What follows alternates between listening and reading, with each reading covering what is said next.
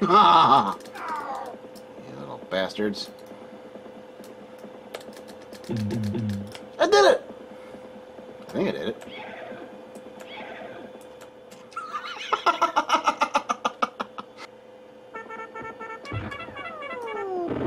Yeah, I got you, you son of a bitch. Run! Originally released in the fall of 1989, I believe around September-ish. Today we're covering the strategy game North and South. It was developed and published by Infograms in Europe. Over in America, DataEast published it, but it was still from Infograms originally.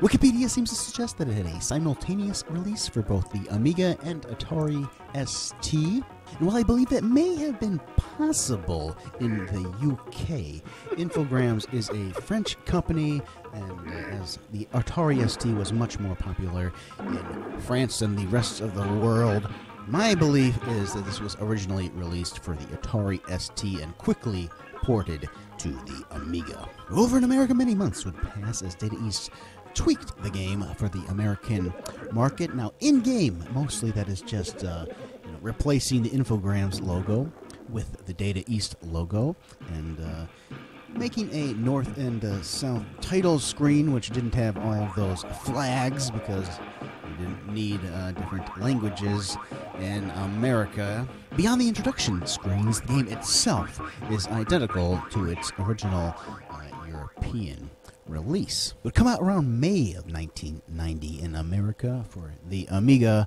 first. The Atari ST version was never released over here, and the game would also receive ports for the Commodore 64, MS-DOS, MSX, NES, ZX Spectrum, and the Amstrad CPC, most of those coming out towards the end of 1990. The game is loosely based off the Belgium comic Letnique Bleu, which dates back to 1970 and a humorous look at the American Civil War. Let's start things off by taking a look at the box 512K required. It's the American DataEast release. How often do you get a chance to rewrite history? Experience the Civil War like never before. Command Yankees and Confederates in a challenging game of skill, strategy, and quick wit. Lead your troops into famous battles and a few skirmishes that never hit the history books. You must be crafty and quick to encircle your enemies and launch surprise attacks. Use your most cunning moves to advance your troops from state to state, claiming victory as you assault new territories, North and South. It is an exciting and challenging game of military strategy with lots of surprises. Win the war for the gray or blue. Gather your wits, sharpen your saber, and lead your armies to victory.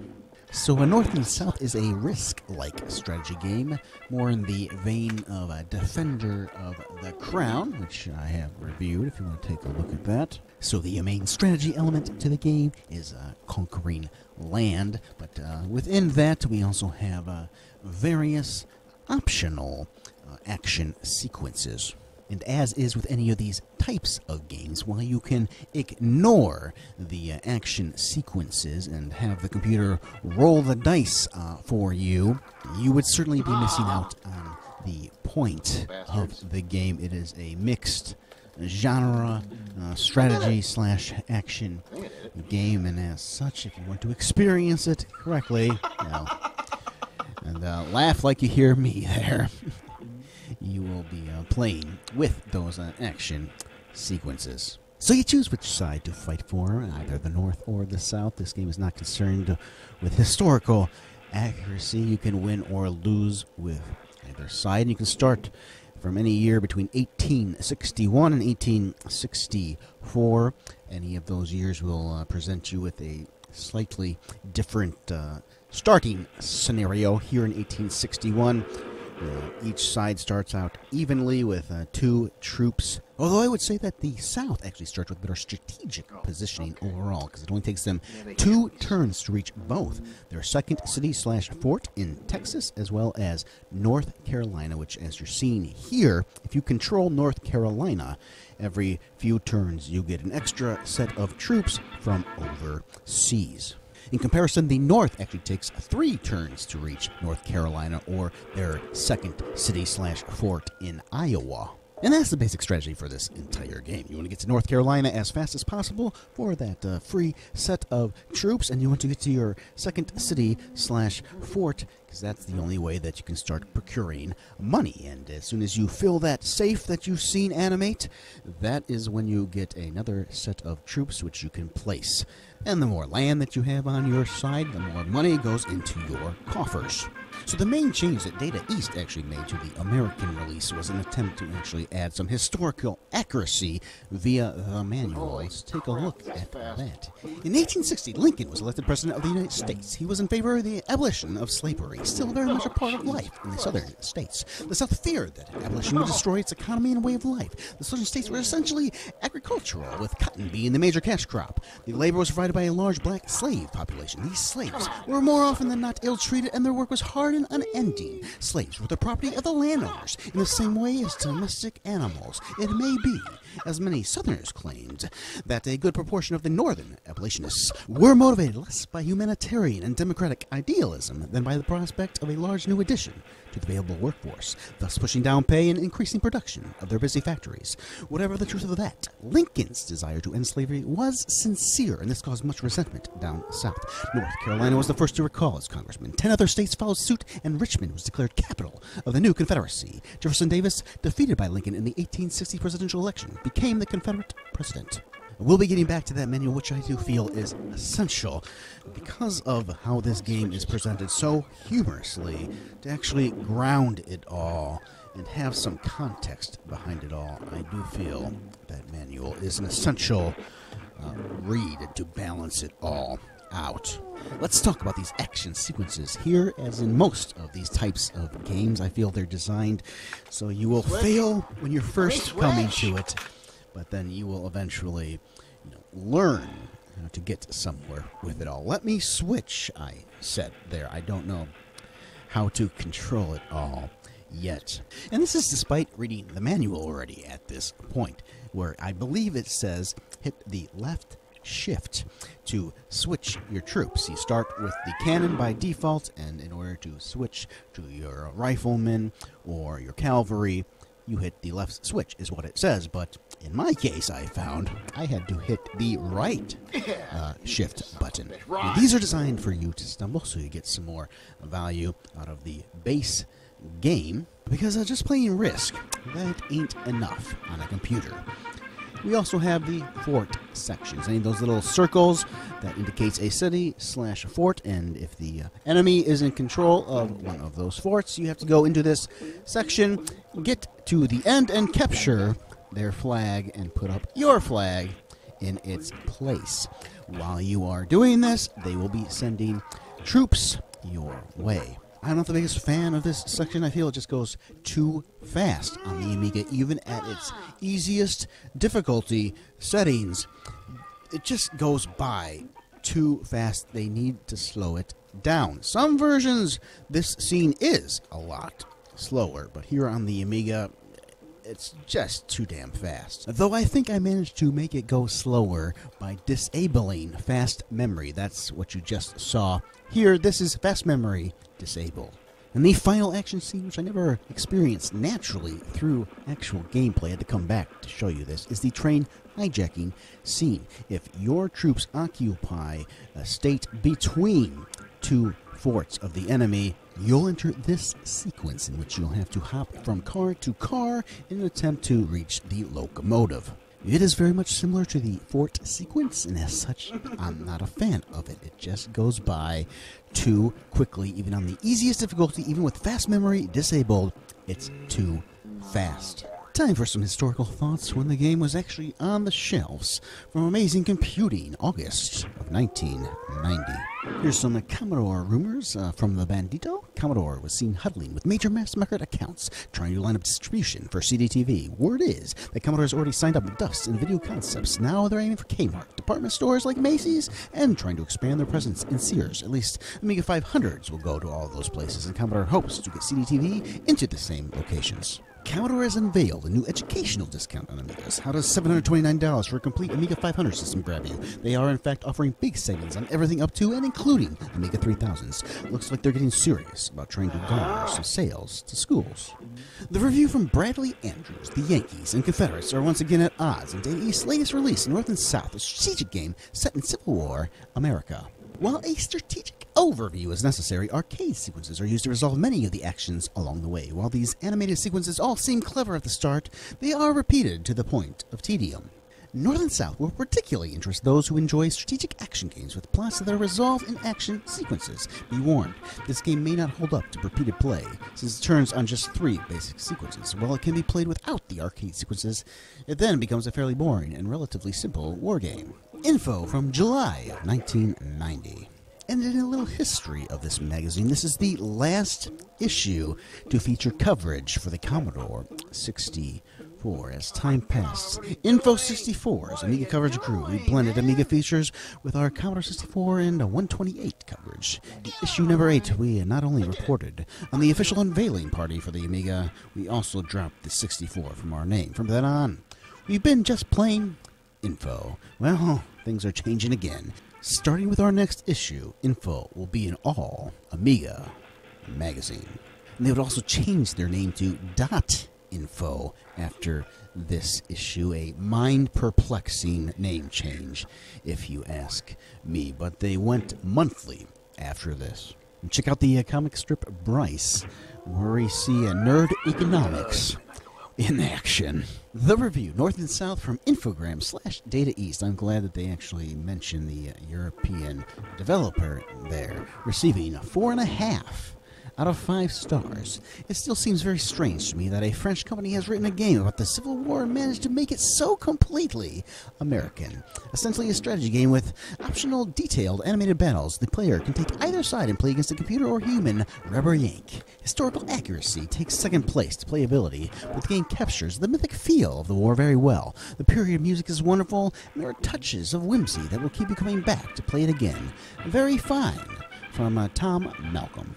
So it's not just you playing these action sequences at the computer or another human. They will also attack you, and you will have to defend. In this instance, the Confederates are coming my way. I'm pressing a button to send a soldier along at appropriate times. You see in the upper right, every time I do that, another soldier disappears. You only have so many of them. If you run out, then they're free to go on their own.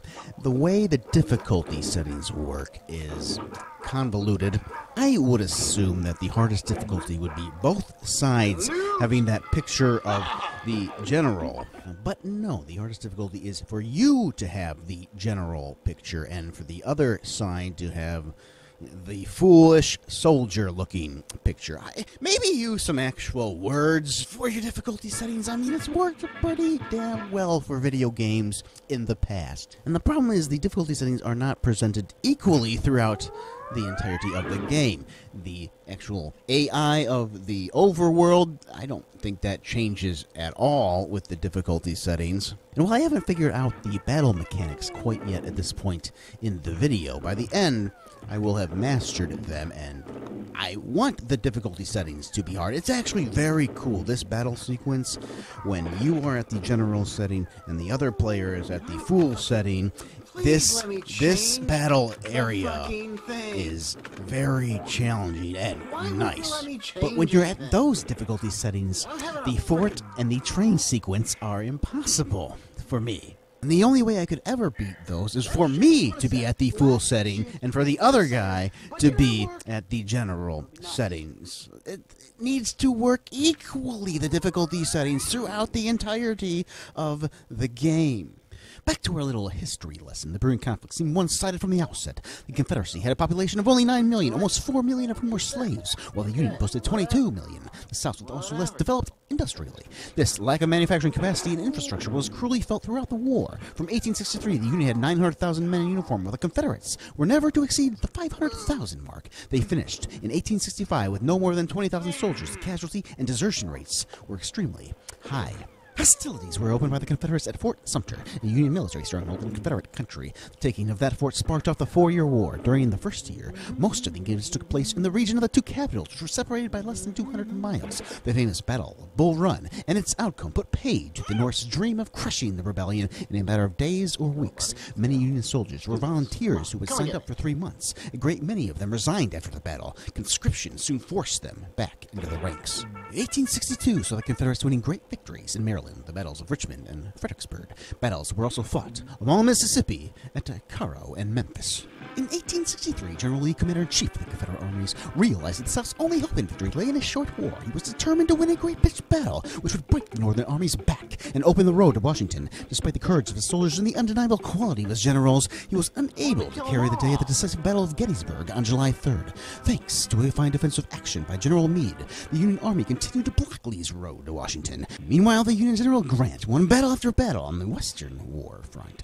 Vicksburg in July and Chattanooga in November. He managed in this way to bring those Confederate states west of the Mississippi back into the Union. It was Sherman in the West who was finally to decide the tide of the war, since Lee continued to brilliantly defend Richmond, thus maintaining a constant threat to Washington. No Union general was able to destabilize him until an overwhelming numerical advantage tipped the scales. Sherman attacked the Confederate rear at Atlanta. Having taken that city, his army undertook the famous forced march that took it to Savannah in 24 days. Savannah fell on December 21st. Sherman then went on to Charleston, preventing the Confederate armies of Lee and Johnson from joining together. So now we started a new scenario in 1862 where each side starts with 3 armies and at different locations, giving us a chance to see some of the different battle sequences. Yeah, this entire time we've seen nothing but battles in good old plains. Here we have a canyon, which definitely alters the scenario. I really enjoy this battle arcade sequence. While these are technically action/arcade sequences, because either you kill somebody or you don't, there's no stats behind any of it, it still has strategic thought to it. You start with a cannon. Do you want to use your cannon and maybe take out a lot of troops far away quickly? Or do you want to get the cavalry and charge them? Will you use the available landscape to your advantage and have your enemy fall into those cliffs? I enjoy the battle sequences. It's a shame that I can't just have the battles and get rid of the train and the fort sequences. From Computer Gaming World, October of 1990. These thoughts come from Evan Brooks, likely covering the DOS version due to its date and using a star system, which Computer Gaming World never did until the late 90s. So these are just his quick thoughts at various games available at the time. North and South, DataEast 1990, 39.95, 1.5 stars, 3 stars for arcade gamers. The comic book version of the American Civil War. This product leans heavily toward arcade-type play and graphic sequences. A French import. It is just about what one would expect from a country which has made Jerry Lewis a national icon. What an absolute piss-poor review, Evan Brooks. This was unfortunately not uncommon back then. I can't tell you how many times I've run across both American and British reviews covering French games, which are hard to describe as anything else but racist. You're targeting an entire country. You're making a complete blanket statement about that entire country. And an individual, Jerry Lewis, who was also a prominent Jewish individual, and is an icon, not just France, the world over. You don't like Jerry Lewis? That has absolutely nothing to do with this game. But you injecting that into your opinion about the game does make it clear that I have absolutely no reason to respect your thoughts. And it perfectly illustrates the faults of the ratings-based systems. Wikipedia notes Computer Gaming World's 1.5 stars, although completely absent are the actual thoughts about Jerry Lewis and France as an entire country. And I believe that context would make it very clear that review is not to be respected or even thought about, pondered, except to ridicule it. Forget the ratings. Use your words. And since Computer Gaming World was likely covering the DOS version, it's a good time to show off a comparison between DOS and the Amiga. While the game is essentially, it's all there in the DOS version, polish definitely matters. The Amiga has polish, although it's graphically identical to the Atari ST when it could do much better than that. Although the sounds and music on the Amiga, definitely the best. EGA, it's possible to polish EGA, but it doesn't happen all too often. Although I do like this PC speaker for this end sequence here. I actually kind of dig it. But aqua-colored horses, people, and skies, it kind of takes you out of the immersion, doesn't it? No animation here either. The game is there, and it plays pretty much identically, but polish matters. In the Amiga, it has polish. Definitive version, I would argue. Now, my placements for this game would have to be selective, not like the others, and say, okay, for the arcade gamers, it's a good one, but for actual strategy gamers, ignore it. No, I feel if you are actually into strategy games, this is a strategy game. Don't act like a game is beneath you. Give it 1 star for strategy gamers, but 3 stars for arcade gamers, as if you are any good at arcade games. No, the reason you separated those categories is because you were no good at the game, and you wanted to blame it on the game instead of yourself. I would put it in the quick strategy game category, like Defender of the Crown. If you want to get into a strategy game, which can normally take months of your time, you just want to sit down during a single gaming session, get somewhere with it, maybe win it, and then put it away. Just because you like Civilization or something doesn't mean you can't also enjoy your time with this one. I do feel it's easier, especially in terms of these risk-like games, because there's only 2 sides, and Defender of the Crown would have like 4 or 5 different sides that are all competing against each other. But I still managed to enjoy this, and so can you. Now here's a magazine cover. October, November 1990, Amiga Plus. Teach me, Amiga Red. Could you imagine if Walt Disney had the Amiga? Today's Disney artists do use the Amiga to create designs for films, like The Little Mermaid. Beauty and the Beast, also mentioned here. North&South by Infograms, under the DataEast label, is one of the most enjoyable military strategy games to come around in quite a while. Arcade sequences were good, but proved to be difficult and somewhat discouraging, but the animation was very smooth and the graphics and sound were excellent. Various random disasters can be introduced to heighten the challenge, such as storms or Indian raids. The game doesn't play favorites, and on occasion wiped out the last of my opponents. Ending the play. North&South is by no means complex, but combines strategy with great visuals, many of which provide some laughs. It will keep you busy for a while, and is quite entertaining. Brian Dowd, receiving 3 out of 5 pluses. $44.95. If you feel that military strategy games take too long, have no point, and aren't any fun, North&South may surprise you. Again, very happy that when the game is European origin, that the American magazines actually note that. If you've been here for a while, you know that when the game is American, the European magazines completely ignore it and give credit to the European publisher. Now, despite this being a European origin game, you are actually seeing it correctly here in a 4:3 aspect ratio. This is a 320 by 200 game meant to be stretched into a 4:3 aspect ratio, and that is because on a Atari ST they did not have extra resolution in PAL territory, so they tended to stretch their screens to fill the entire 4:3 of a monitor. Atari ST games look correct in a 4:3 aspect ratio, which on the Amiga you're only going to see correctly in NTSC mode. Now, I feel like I should mention a certain uncomfortableness with this game. Now, it is presented in a humorous style. You are meant to laugh. It's based off a comic book, after all. And I laughed. My first reaction is usually to laugh, but it was also sometimes followed with an uneasiness. I'm going to show you how this game depicts both Mexicans as well as Native Americans. I'm not PC, I like to laugh, but there is definitely a stereotypical presentation of the NATOs as well as Americans in general. The way the foolish looking soldier, the sounds of pigs in the backgrounds. I was gonna say that there is no way this game could be made today, except that it has been remade and recently relaunched for the Nintendo Switch. So what do I know? But I certainly noted it, so I wanted to at least discuss it here. This game could offend some people. Back to the manual. In April 1865, following a tough 4-day battle, Grant took Petersburg.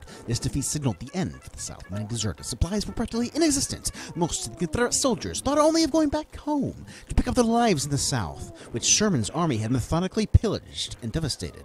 Out of ammunition and supplies, Lee finally surrendered on April 9, 1865 at Appomattox. On April 26, the last surviving Confederate army, under the command of General Johnston, laid down its weapons at Durham Station. Johnston was able to obtain the right for his soldiers to go home with their horses and mules. The North tried for some time to impose severe conditions on the defeated South, demanding repetitions and strict political control. The policy proved so disastrous, however, that it was gradually abandoned. All the rebel states were reincorporated into the Union with the same duties and privileges as before. The North instituted a number of aid plans to address the grave economic situation in the South. The Civil War was the first modern armed conflict, both in terms of the casualty figures, more than 600,000 dead, and the use of modern weaponry, trains, and maritime blockade. Despite the feelings of millions of black slaves, their integration into American society was not accomplished. Whatever eventual plans Lincoln might have had to deal with that problem, he was not to live long enough to put them into practice. He was assassinated by a fanatic on April 14th, 1865. And there we have DataEast's Cliff Notes version of the Civil War. Glad to provide some historical accuracy to this otherwise humorously told game. Let's talk about the graphics a little bit. Really about as good as a war game is going to look at this point of time. These battle screens, especially with this slightly angled bird's eye view, the blues, the greens, all quite pleasing. The main screen here, again, as good as you're gonna see it back then. The state boundaries are not at all accurate. I don't think the city/fort placements likewise are accurate, but it has a humorous drawing, comic book style. That's the whole point of that. The game is identical to the Atari ST version. As such, it uses 16 colors, although you wouldn't be blamed for thinking that this one is actually a 32-color game. Why? Because they use dithering quite well, and it's what I call intelligent, subtle dithering, where you put two similar colors together to get extra colors. You can put any color, with another color to dither. DOS often did that with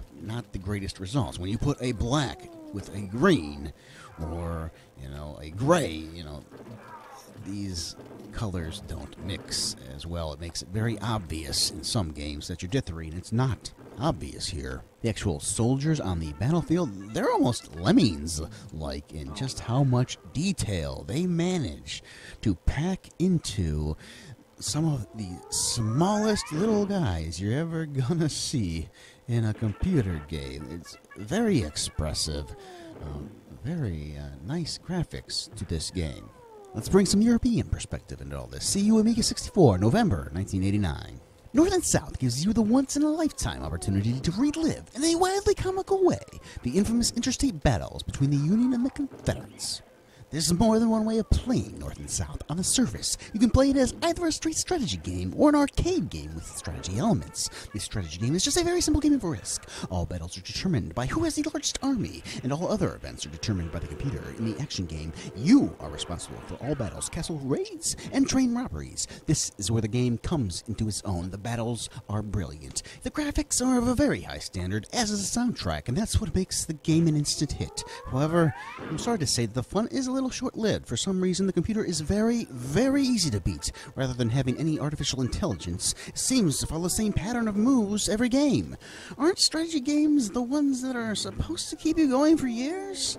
Tony Dillon, sound 91%, graphics 87%, playability 76%, lastability 68%, overall 79%. Well, it depends upon the strategy game. Yes, some strategy games should keep you going for years, not all of them. How can you recommend a game to somebody? Oh yes, it's going to take you a year to play this game.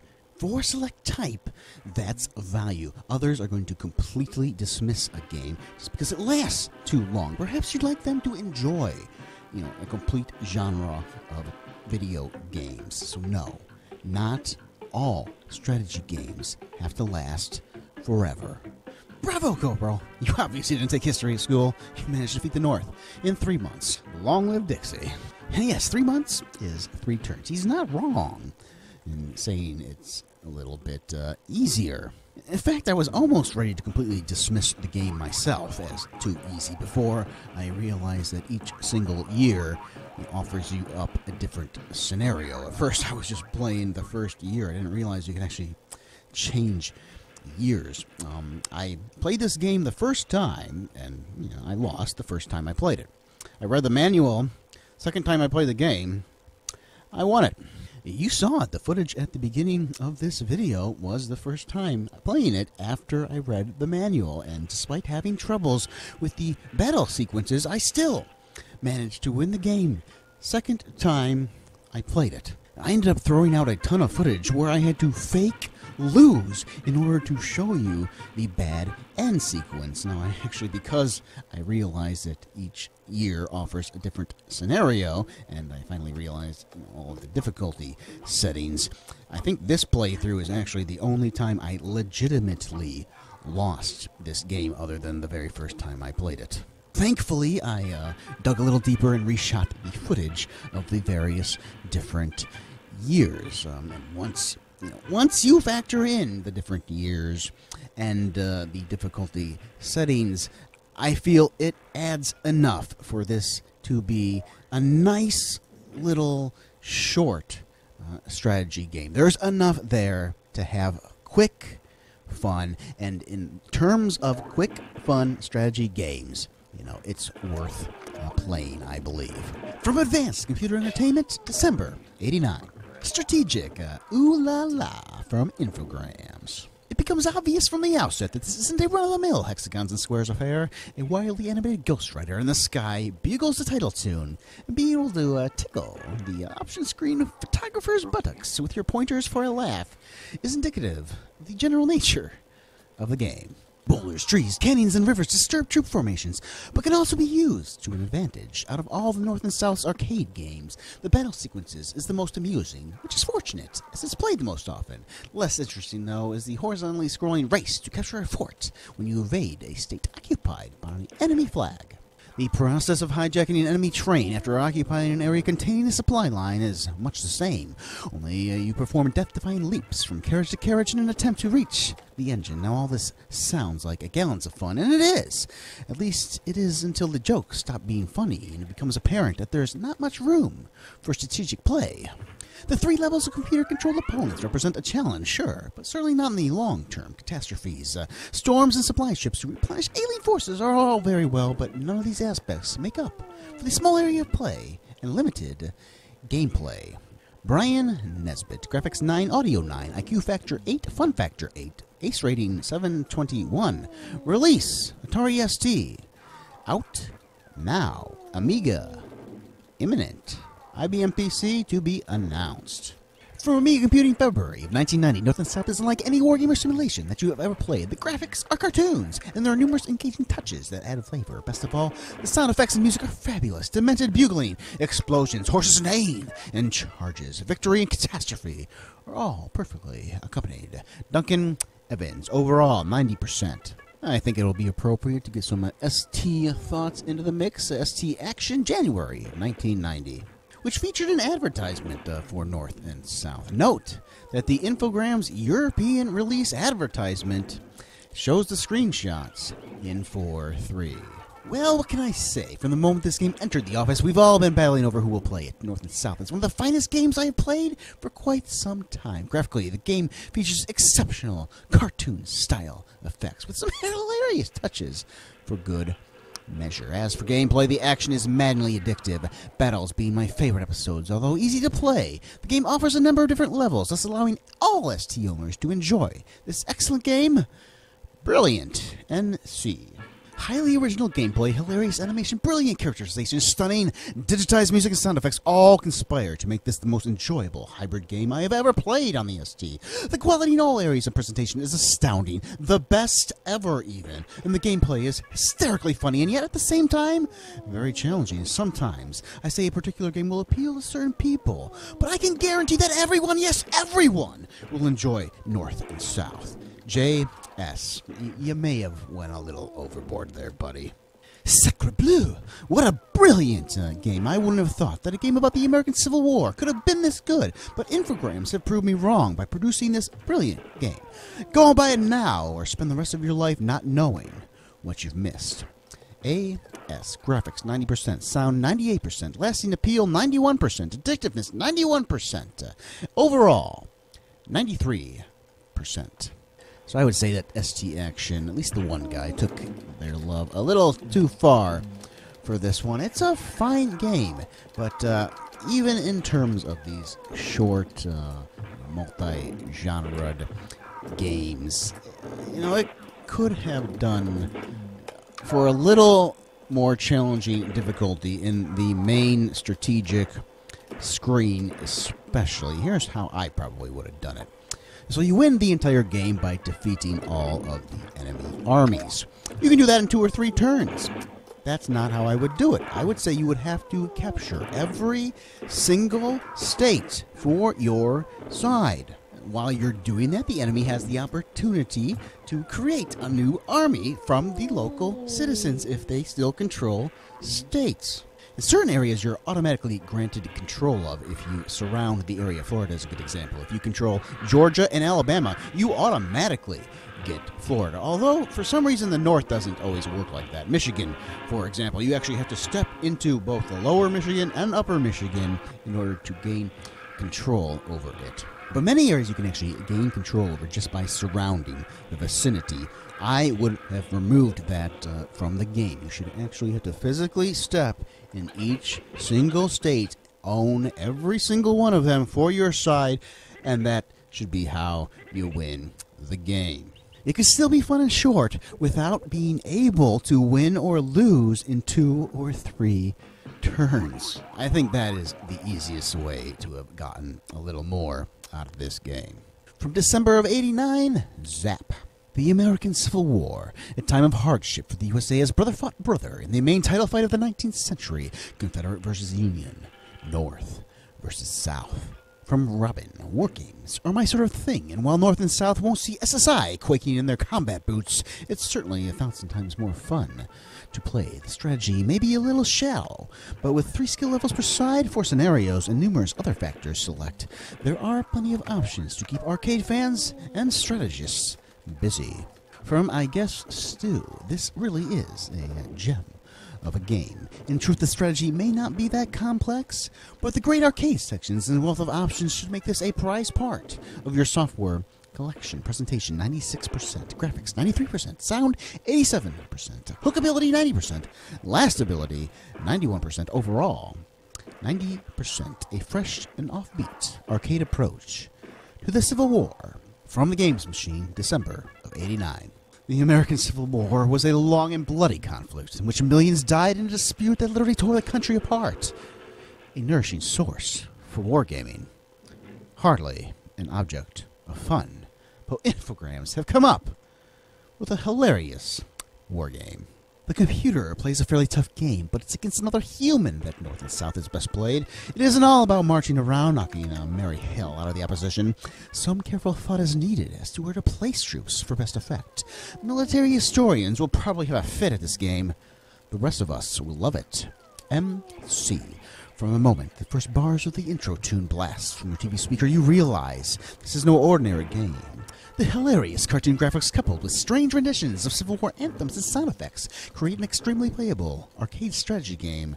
92% of the Games Machine here actually in conflict with Advanced Computer Entertainment. Here saying the Atari ST version is promised soon, so saying the Amiga version was the first one. So because I got one magazine saying it was the ST first, and I got another magazine saying it was the Amiga first, I have to go with my own thoughts on this one, and it looks right in 4.3. The advertisements were in 4.3, which would suggest that this was originally an Atari ST game. Going with Atari ST first. Final thoughts on this one. This one's a favorite of a lot of people, especially Amiga fans and NES fans, I've noticed. I imagine Atari ST fans like this one quite a bit as well. I think if you focus this game as a quick strategy game to come to, you will have a lot of fun with it. As a hybrid game, I was entertained, though I definitely wished it had a little more difficulty to it all. 2 months, 2 turns, I won this one. The magazines back in the day, both in America and in Europe, were all over the place, with some thinking it was an excellent game, a few thinking it was an awful game, but most of them, the vast majority, had a mixed opinion, saying it actually was a good game, but there just wasn't enough there. I say play it, and you'll have some fun with whatever amount of time you put into it. If you like this game, you should definitely like Defender of the Crown. Hostages is another one from Infograms. You want some more strategy? How about King's Bounty and Civilization? Hope you enjoyed this review. See you all in 2021. Goodbye.